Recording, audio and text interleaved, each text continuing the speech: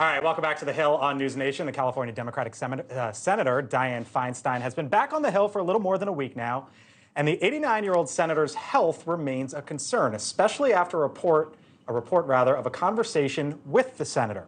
The Los Angeles Times reporter Benjamin Oreskes asked the senator about her almost 3-month absence. The exchange wasn't caught on video, but she was asked about her return, and the following is a part of the exchange with the reporter. She said, quote, "I haven't been gone."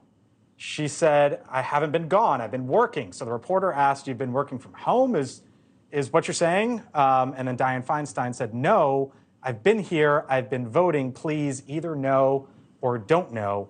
That was the reported exchange. Johanna, I see you shaking your head. There have been questions before the Shingles episode, essentially about the senator's mental fitness, this raises more questions. Yeah, this is a shame, and this is terrible to her legacy. And I don't think she understands. It's like 1 in every 8 Americans live in the state of California. We only have 2 senators to negotiate anything on behalf of our state, which is the 5th largest economy in the world. She needs to do her job, and she can't, and she had done that job very well. So I'm sorry, but she definitely needs to retire. Ro Khanna is right about this. They need to appoint someone who can actually do the job. Chris? Well, I don't. The exchange. I don't want to judge too harshly on the exchange simply because she could have been talking about. I'm back. I'm back. The last couple of weeks. She was trying to push back on that. Right. I have no idea.